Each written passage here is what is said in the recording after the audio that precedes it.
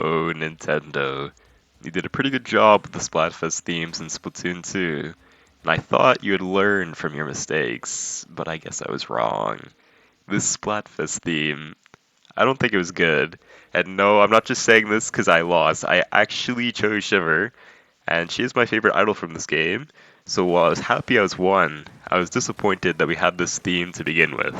Shiver has won the majority of the Splatfest in Splatoon 3, and while a lot of these wins come from her having the vastly preferred choice, this hasn't stopped some fans of the series to, in a way, declare war on this shark. Since the start of the Splatfest in this game, people have automatically attributed Shiver's wins to not the option that she represents, but to Shiver herself. If you look at like r/Splatoon after each Splatfest Shiver wins, you'll see tons of posts of people complaining about Shiver Sims who try hard and are robbing the fest wins from the good people who are playing the fest properly. But usually this gets supported by like two factors. There's one where she's winning, and two, her team is usually the most popular. Like I mentioned before, the popularity difference is mainly attributed to the fact her team is just generally the preferred team.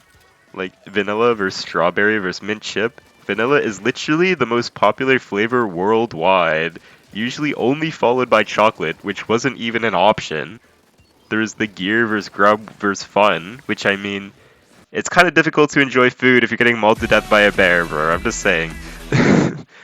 There's rock versus papers versus scissors, which statistically, while you'd think it would be a 33 split all the way, rock is generally the more chosen move, so I mean it kind of makes sense. They also gave it blue, so for the people who just choose on color alone, since this fest doesn't really have like a clear option, that also contributed to the popularity. Now there are some outliers to this theory. The most obvious being like the money versus fame versus love Splatfest. So many people would remember in Splatoon 2, love was the vastly more popular choice over money. Even during this Splatfest, many people on Team Love, including myself, experienced an ungodly amount of mirror matches. So surely that would mean Team Love is the most popular, right? Yeah, no. To many people's shock, Team Money had 47% of the votes.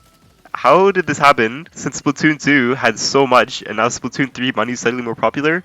You must be Shiver, right? But nah, the answer is Japan.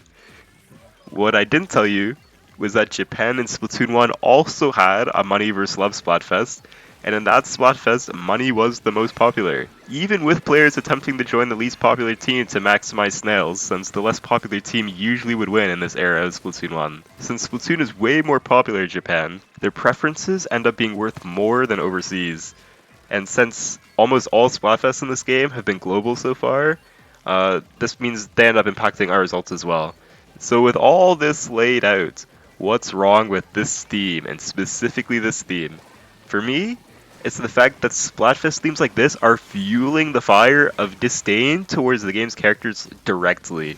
I will admit, they did slightly try to avoid this by specifying it's who's the best leader and not idol, presumably after they witnessed the fallout of the Callie vs. Marie Splatfest. I still haven't forgiven you, Marie. This sort of situation gets even more fucked up when you take into the account the dumbass quote the English translation team pulled out of their ass, which implies that the winning team is legally and scientifically correct, which just was never said in the original translation. I don't know why they decided to do that. Either way, I don't think they should be doing Splatfests that force you to choose between characters in the game world. I think Splatfests are at their best where you can choose your subjective preference in a theme that doesn't put one idol over the other. I hope Nintendo doesn't do this again in the future, but I mean, to be honest, it'll probably depend on how much shit they get from this, which I haven't seen as much as the Callie vs. Marie one, but I guess we'll see, eh?